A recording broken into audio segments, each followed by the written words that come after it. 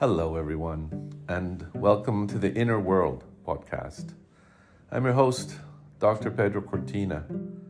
In this podcast, we aim to explore the most powerful, efficient, joyful, and sustainable models of inner transformation out there.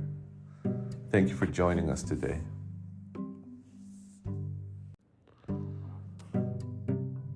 Such a powerful, particular, moving,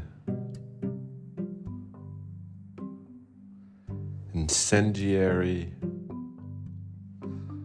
transformational word. It's been around since forever. Tossed around, pushed around, interpreted, misinterpreted. The source of great pain, the source of great joy, source of wars, source of the decline of empires. It's a pretty big thing. Pretty big thing.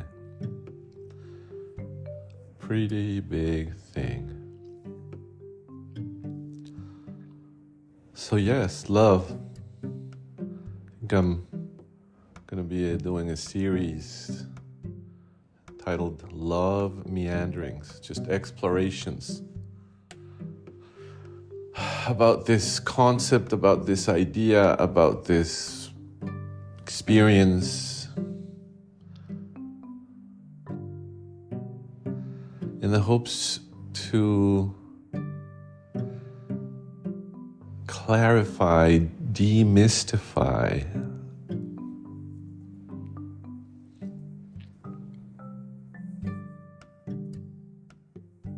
the experience of love. Probably it has too many layers now that have accumulated throughout time. What does it mean? How does it feel? There's that accumulation. There's also the accumulation on direct past experience, our individual experience around what we've been shown love to be by others, by the world, by the people around us, through our growing up, through our relationships. So layers upon layers of interpretations, projections, assumptions about what this is.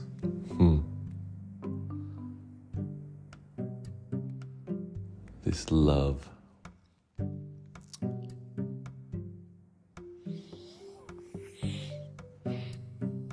If you were to look back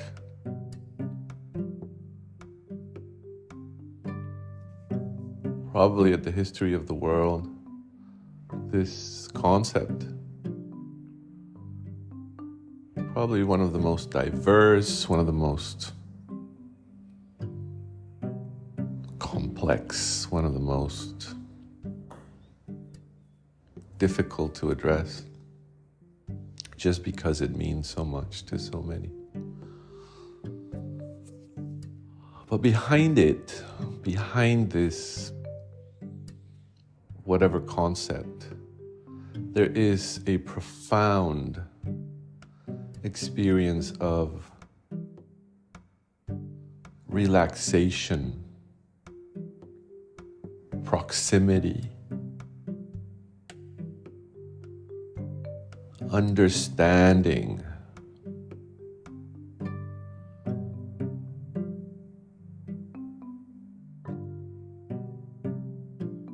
hope,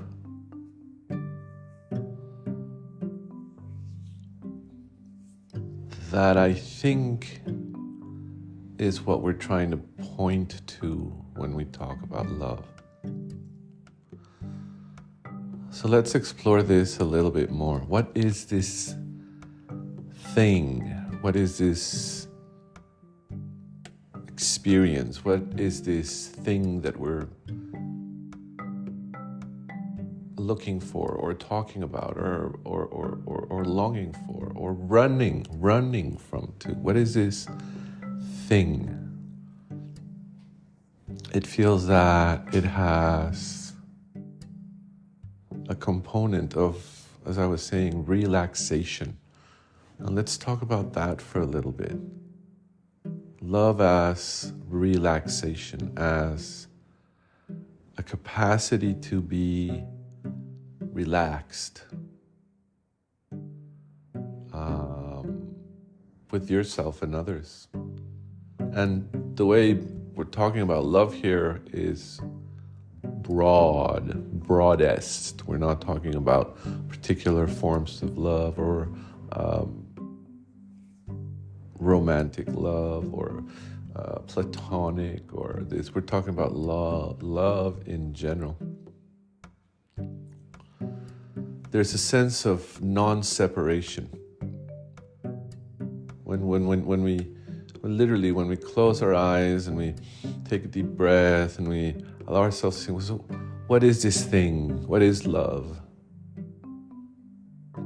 What has it been for me? What does it long for? Probably we'll find somewhere in there a profound sense of relaxation, a profound sense of resting in a sense of being held, not necessarily by others. This is important. Just a sense of being held. It could be by the world, it could be by ourselves, it could be by, our whatever infrastructure we have in life. But there's this component of relaxation.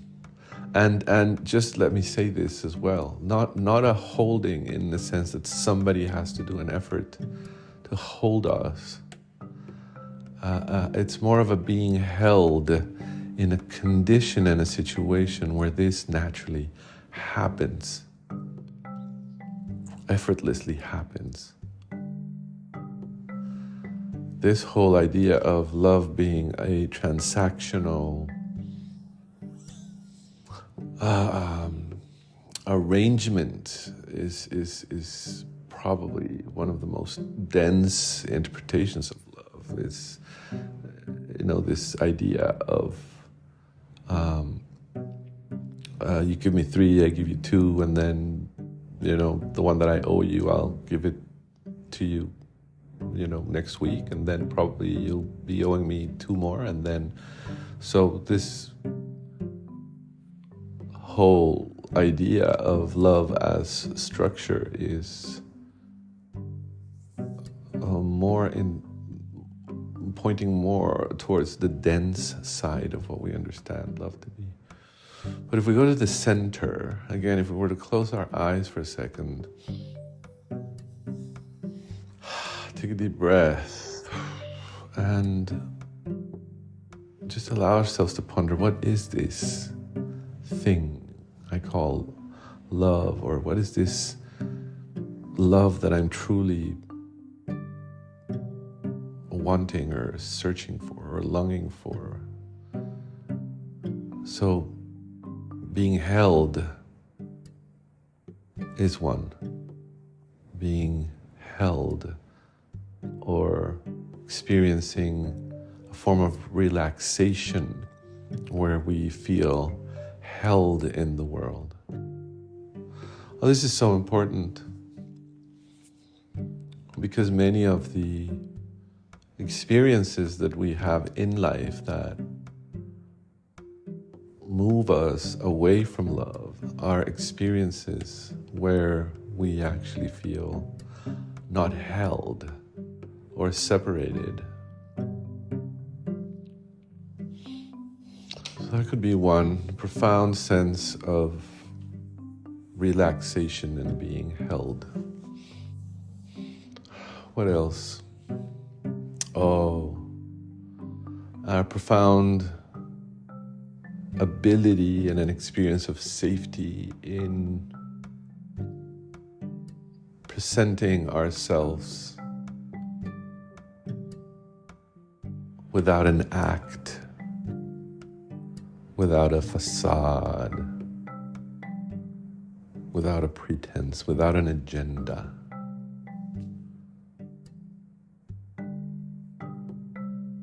Our ability to rest again, there's that word again, rest in who we are, and rest in our innate capacity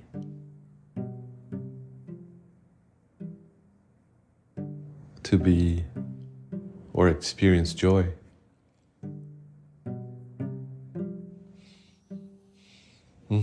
So there's two there, we have relaxation, being held, that's one, and then we have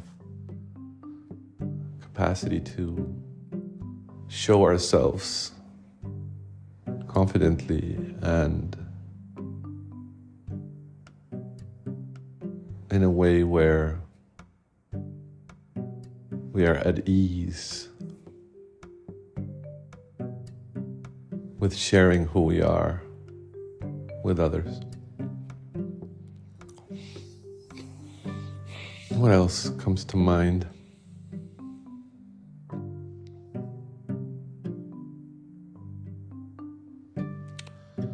Probably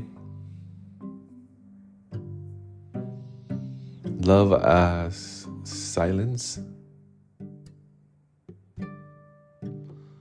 Probably love as this profound knowing, this deep knowing, this noetical knowing.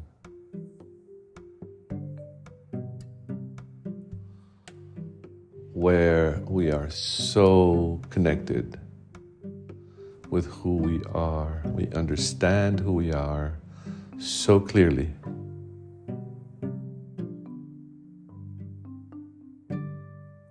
That we can again rest in that, we can relax in that.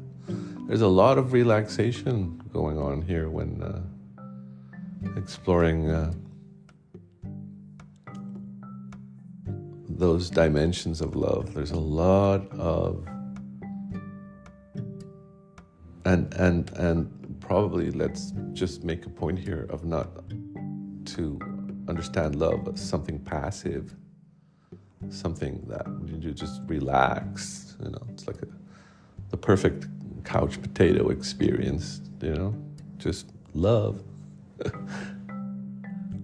I think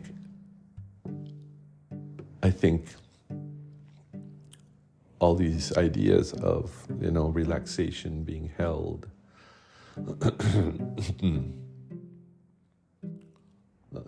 they don't point to a passive experience. On the contrary, I think that this relaxation and being held actually allows and opens a door for the most powerful action possible. The most powerful action possible. The most powerful action possible coming from this sense of being held, this sense of this capacity, of this own sense of I can share myself. I can, not that I expect everybody to like what I have to share, but I am. And I'm okay with that. And I'm also okay with this working for some and not working for others. And I think that this relaxation we've been exploring is precisely what allows wholehearted action to come and opens this space of potential, of possibility in the world that is definitely driven by action, definitely driven by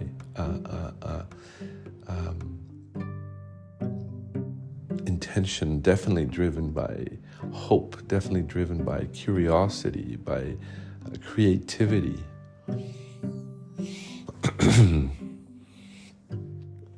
And probably, I don't know, I'm wondering, could that be the great secret or the great mystery behind great art, for example?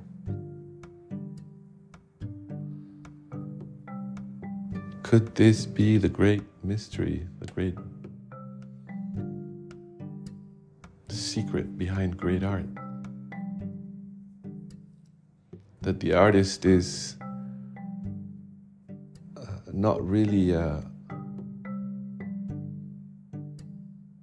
inspirational concoctor or constructor or builder of art, but rather a vehicle.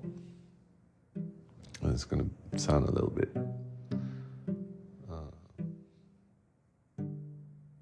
corny probably, but a vehicle to... No, let's scratch that.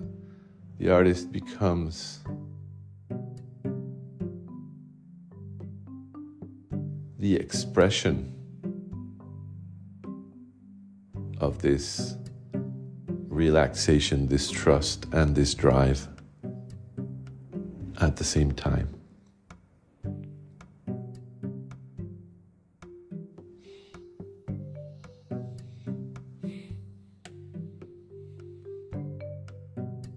Because there is this power, there is this secret.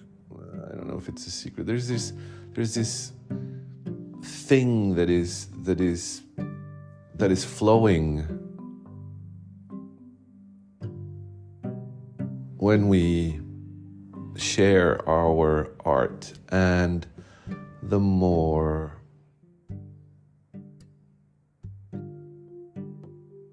noise it has internally, the more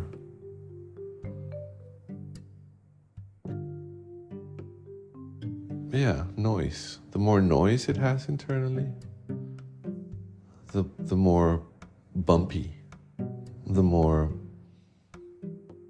second guessy, if I can say that, the more doubtful the process is. So, far from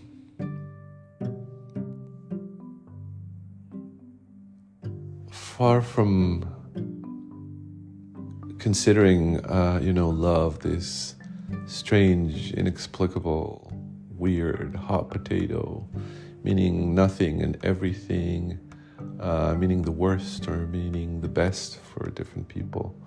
What is this that we actually deeply long for? That we've been exploring here.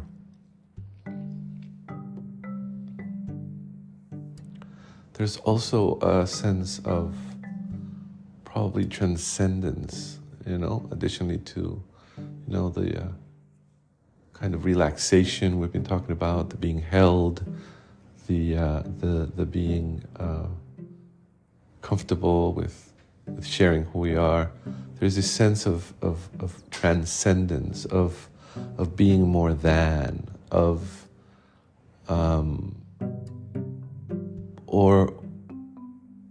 and this is interesting because this is or like some kind of dissolution of ego, not being not getting in the way, recognizing the power, the beauty, the exquisiteness of this thing, and again relaxing into it and not getting in the way. Probably a sense of experience of being humble around it, an experience of being open to it, an experience of being curious about it.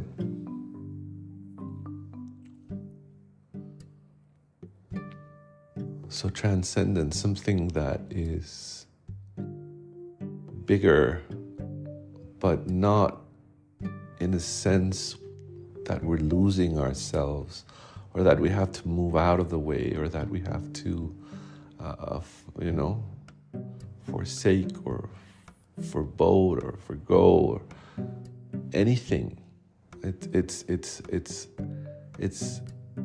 an experience of transcendence, as in the experience of love transcends, but holds me at the same time. It transcends me, but it holds me at the same time. It's not neither or. It's a both and. The experience of love as something that transcends me, but at the same time, something that holds me. Somewhere that is exquisitely bigger and brighter and more expansive than who I perceive myself to be. And at the same time, I'm perfectly clear that I am that same thing. And not a part of it. I think this is important. Not a part of it, but that same thing. When I think I'm a part of something, I, feel a sense of proportion. I feel a sense of differentiation, separation, right? Probably we can remember those conversations, if you had siblings or if you went to kindergarten, it's, oh, I'm this, you're that, but you're that. No, then I'm that. And then, it's like I have 3 superpowers. Well, I have 4 and mine is better than yours. And I call that one first, etc., etc. So this, yes, we're playing, but there's all this differentiation and layering and this experience of playing in the bigger scheme or field, but being an individual player. And I think that this notion of transcendence that we're exploring right now when it comes to love is more an experience where you clearly notice that this is greater than you, but that you are it as well. It's greater than you, but you are it. There's a sense of individuation. Let's not call it separation. There's a sense of individuation, and at the same time, there's a sense of wholeness and expansion that can both be held at the same time.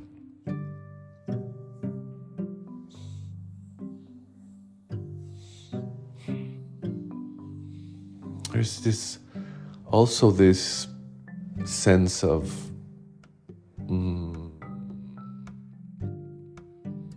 probably weird to say, but words are limited and we do what we can, but there's a sense of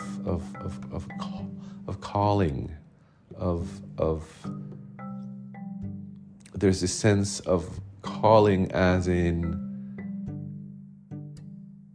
this is what I'm here to do.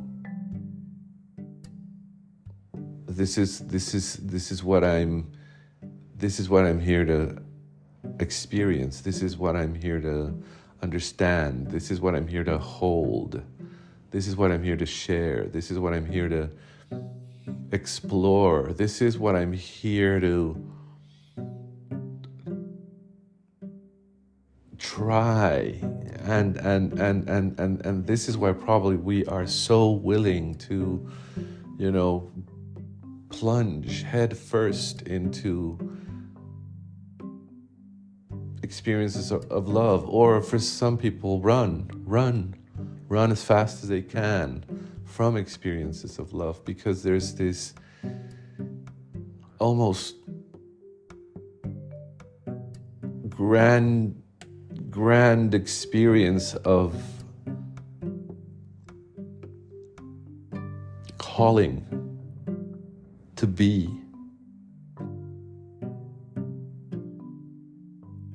in love, or be love, or become love, or however we want to frame it. It's just this calling. Like this is where the action is. This is where things happen. This is the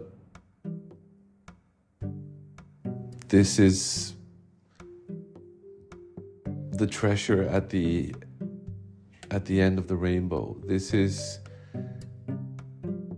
and I'm not saying in any way that this is not something that can be accomplished. So the mentioning, the treasure at the end of the rainbow, we all know that. At least in the physical world, I'm not going to get there. But what I'm trying to say is, this is what it seems we're here for. And we're more than willing to either play with it or run from it. In both cases, it is it we're about. We're about it in both cases.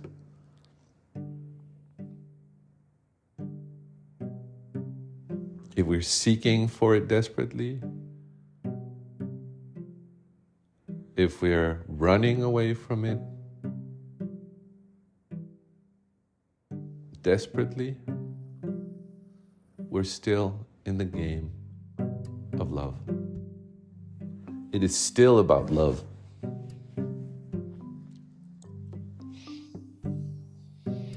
It is still about love.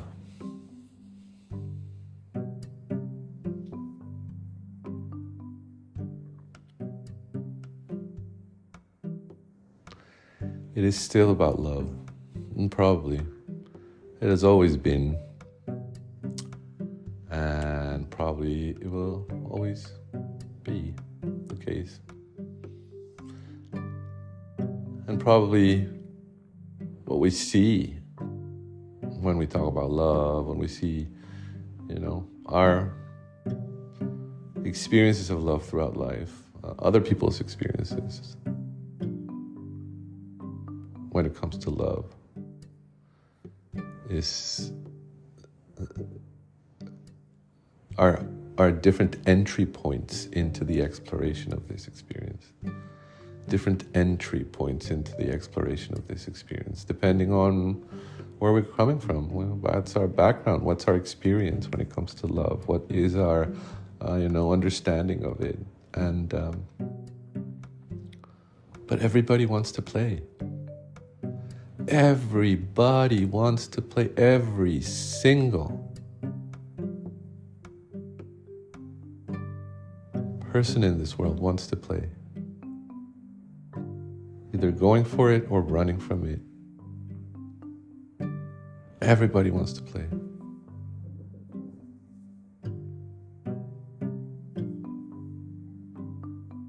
It would seem to be the reason we're here somehow.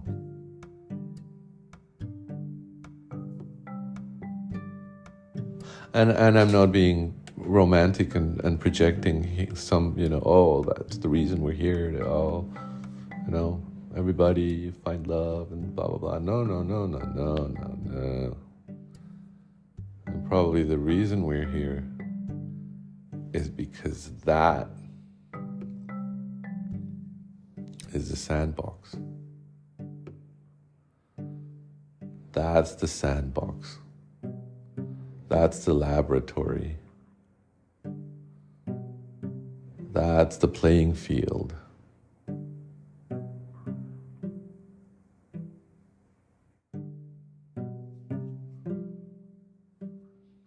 That's the playing field.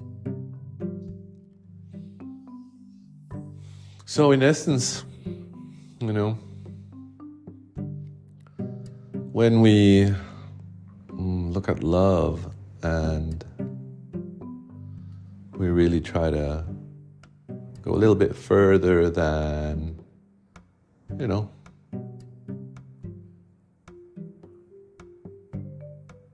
little bit further than, our common kind of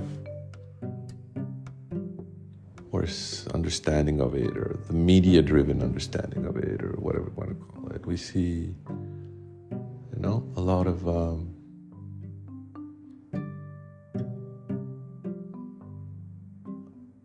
lot of holding, of being held, a lot of relaxing into, a lot of action, a lot of connection, a sense of transcendence that goes beyond the separation of either or. It's more both and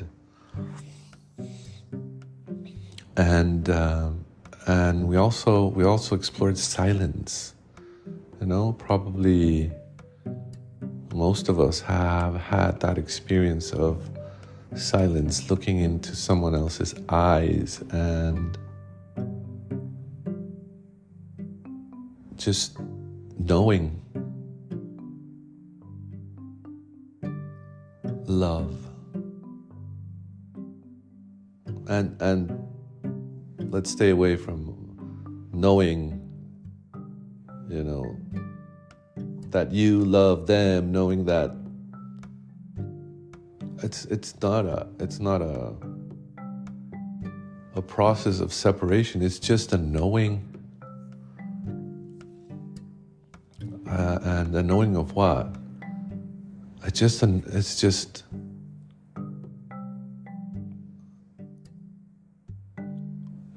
knowing. And probably we could actually leave it at that. It's just a knowing.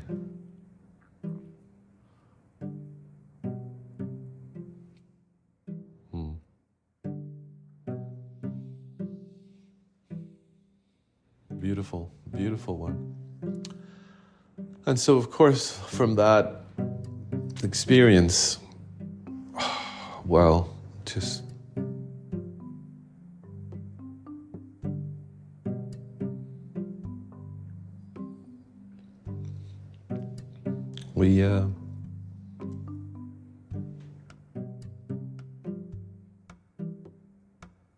there's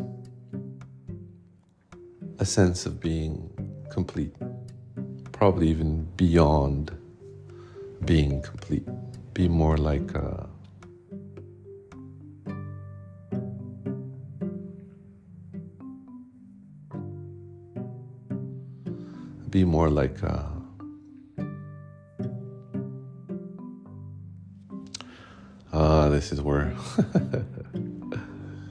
this is where words start. This is where words are sometimes not able to hold the exquisiteness of being. So we will probably leave it at that. with words in this exploration. Have a wonderful rest of your day. See you next time.